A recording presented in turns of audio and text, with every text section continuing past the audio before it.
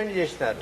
ఏమి meritorious reserved candidate ఈ BC seat తీసుకున్నట్లయితే అది బీసీకి వెళ్లాలని ఆంధ్ర గవర్నమెంట్ 2020లో అమెండ్ చేసి దాదాపు 200 సీట్లు పీజీ మెడికల్ ఎస్సీ ఎస్టీస్ ఓబీసీకి అదనంగా వస్తా ఉన్నాయి.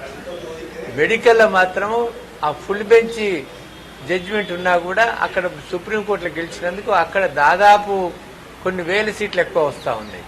కానీ తెలంగాణలో ఆ రూల్ మార్చలేదు. అప్పుడు కేసీఆర్ గవర్నమెంట్ ఉన్నప్పుడు ఈ ఆందోళన గవర్నమెంట్ మార్చినాక వెంటనే నేను అప్పుడు ఈటెల రాజేందర్ హెల్త్ మినిస్టర్ ఉన్నప్పుడు ఈ 2 జీవోలు 57, 58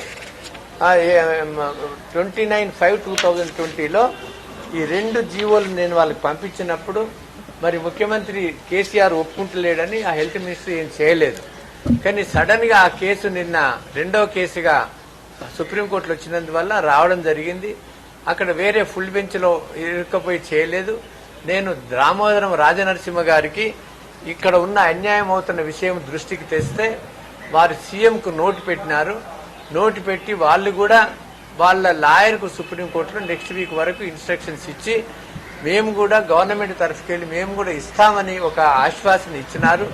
కాబట్టి ఇటువంటి ఆంధ్రలో ఎట్లయితే ఈ జీవోలు అమెండ్ చేసి ఒక మెరిటోరియస్ రిజర్వ్డ్ క్యాండిడేట్ స్లైడ్ అయ్యి బీసీ సీటు బెటర్ సబ్జెక్ట్ తీసుకుంటే ఆ ఖాళీ అయినది కూడా బీసీకే వెళ్లాలా. అట్లా ఒక 300-400 సీట్లు పీజీలో బీసీలకు అదనంగా ఎస్సీ ఎస్టీ బీసీలకి అదనంగా వచ్చే అవకాశము ఈ అకాడమిక్ ఇయర్ నుంచే ఇప్పుడు ఎంబీబీఎస్ నోటిఫికేషన్ ఇచ్చినారు అడ్మిషన్స్ కి. వెంటనే ఈ నెల తర్వాత పీజీకి ఇస్తారు. అందులో వెంటనే వీళ్ళకి లబ్ధి పొందే అవకాశం ఉంది. రెండవ విషయం ఏంటంటే మీ అందరికీ తెలుసు 42% రిజర్వేషన్స్ మనకి స్థానిక సంస్థలలో కాంగ్రెస్ పార్టీ ఏదైతే మనకు ఎలక్షన్ కామారెడ్డి డిక్లరేషన్లు పెట్టినారో అది ఎట్లా సాధించుకోవాలనే విషయము ఎవరికి తెలియదు. ఎట్లా సాధించుకోవాలనో నేను ఒక డ్రాఫ్ట్ ముసాయిదాను ఒక పవర్ పాయింట్ ప్రజెంటేషన్ ని గవర్నమెంట్ దగ్గర ఇచ్చాను. ముఖ్యమంత్రి గారు కూడా కలిశాను. వాళ్ళు కూడా అర్థం చేసుకుని సానుకూలంగా స్పందించినారు. ఏదైతే కులగణనలో ఏదైతే కాస్ట్ సెన్సెస్ సర్వేలో ఏదైతే కంప్లీట్ కాలేదో 3.1 అవి కూడా కంప్లీట్ చేసుకుని ఈ యొక్క అన్ని పార్టీలు అఖిలపక్షం పెట్టి అది అసెంబ్లీలో పెట్టి 9th షెడ్యూల్లో పెట్టడానికి కేంద్ర ప్రభుత్వానికి రికమెండ్ చేస్తాము అని ముఖ్యమంత్రి గారు కూడా ఒక హామీ ఇచ్చినారు. దానికి మా యొక్క విన్నపం బీసీలందరి తరఫుకెళ్ళి విన్నపం చేసేదంటే ఇందులో రాజకీయం చేయకుండా అందులో ముస్లిం రిజర్వేషన్స్ ఉన్నారు మేము ఒప్పుకోమని, లేకపోతే ఇంకేదో ఏదైతే ఈ కాస్ట్ ఎన్యూమరేషన్ లో ఏదో కొంచెం తప్పుల తడక ఉందని ఏ నిపముతోని వాళ్ళు వ్యతిరేకించినా కూడా, లేకపోతే ఆమె కవిత అంటది 3 చట్టాలు వేరు వేరు చేయాలని, లోకల్ బాడీస్ కు వేరు, ఎడ్యుకేషన్ వేరు, పోస్ట్ అండ్ సర్వీసెస్ వేరు.